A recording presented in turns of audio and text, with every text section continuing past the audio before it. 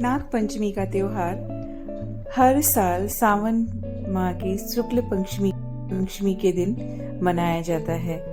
इस दिन नागों की पूजा की जाती है। मान्यता है कि नाग पंचमी के दिन नाग देवता की पूजा से सभी मनोकामनाएं पूर्ण होती हैं। साथ ही साथ सांपों के कारण होने वाले अनिष्ट का भय भी समाप्त होता है। बच्चों को जानने की बहुत इच्छा होती है कि क्यों मनाई जाती है, इसके पीछे कारण क्या है, इसके पीछे कथाएं कौन सी हैं। तो चलिए, मैंने जो बच्चों के साथ शेयर की वो आपके साथ भी शेयर कर रही हूँ। एक कथा के अनुसार समुद्र मंथन के समय वासुकी नाग को रस्सी बनाया गया था। जहाँ देवताओं ने वासुकी नाग की पूंछ पकड़ी थी, वहीं दानवों ने उनका मुंह पकड़ा था। मंथन में पहले विष निकला, जिसे भगवान शिव ने कंठ में धारण किया और समस्त लोगों की रक्षा की। इसके बाद निकले अमृत को देवताओं को दिया गया। यह घटना सावन शुक्ल पक्ष की पंचमी तिथि को हुई थी। इसमें नागों के योगदान को याद करने के लिए नाग पंचमी का पर्व मनाया जाता है।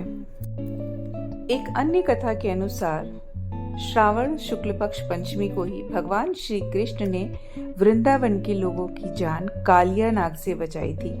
भगवान ने सांप के फन पर नृत्य किया, जिसके बाद वो नथैया कहलाए।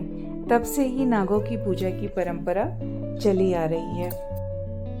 एक और कथा जिसके अनुसार नागों को सागर मंथन के समय जन्मेजय यज्ञ के दौरान सभी नाग जलकर नष्ट हो जाएंगे।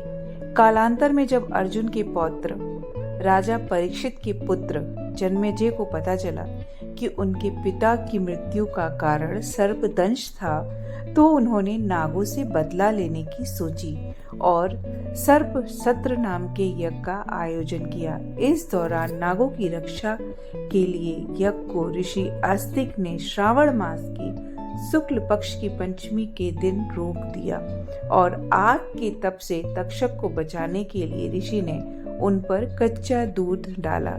इस कारण तक्षक नाग बच गए। तक्षक नाग के बचने से नागों का वंश बच गया। मान्यता है कि तभी से नाग पंचमी मनाई जाने लगी और इस दिन नाग देवता को दूध चढ़ाने की परंपरा की शुरुआत हुई। इन 3 कथाओं के अलावा और भी बहुत सारी कथाएं हैं जो नाग पंचमी से जुड़ी हुई हैं। मुझे ये 3 कथाएं पता थी क्योंकि मैंने बचपन में सुनी थी, लेकिन थोड़ी भूल गई थी, तो उसके लिए मैंने गूगल बाबा की हेल्प ली।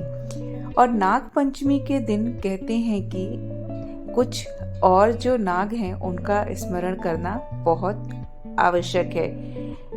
नाग पंचमी के दिन अनंत, वासुकी, पद्य, महापद्य, तक्षक, कुलीर, करकट, शंख, कालिया और पिंगल आदि नामों का ध्यान किया जाता है।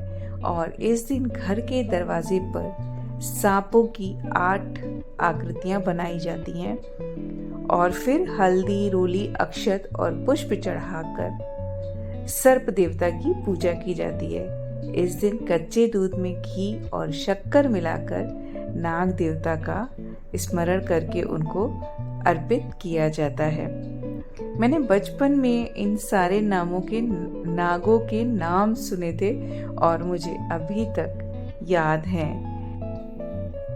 नाग पंचमी पर नाग, अनंत, वासुकी, शेष, पद्य, कंबल, शंख, कालिया, तक्षक का ध्यान करते हुए प्रतिमा की पूजा करनी चाहिए। अगर नागदेव की प्रतिमा न हो तो शिवलिंग पर स्थापित नागदेव की पूजा कर सकते हैं। नागदेव को जल, दूध चढ़ाने के बाद हल्दी, रोली, चावल, अक्षत और फूल चढ़ाएं, धूप दीप जलाकर पूजा करें, मिठाई का भोग लगाएं, घर में अच्छे अच्छे पकवान बनाएं, नाग देवता की कथा पढ़े सुने और इस दिन शिव जी की भी पूजा का विशेष विधान है। अच्छा, हमारे भारतवर्ष में सारे जो त्योहार मनाए जाते हैं वो कहीं ना कहीं प्रकृति से जुड़े हुए हैं। सभी देवी देवता किसी न किसी रूप में प्रकृति से जुड़े हुए हैं और ये सब ऐसा इसलिए है कि प्रकृति में सभी का सामंजस्य बना रहे। हर में आपको किसी न किसी देवी देवता का रूप दिखाई देगा। चाहे वो कोई वृक्ष हो, चाहे वो कोई पशु हो, पक्षी हो, सभी अलग अलग समय में अलग अलग जगहों पे पूजे जाते हैं। यही सनातन धर्म की खूबसूरती है।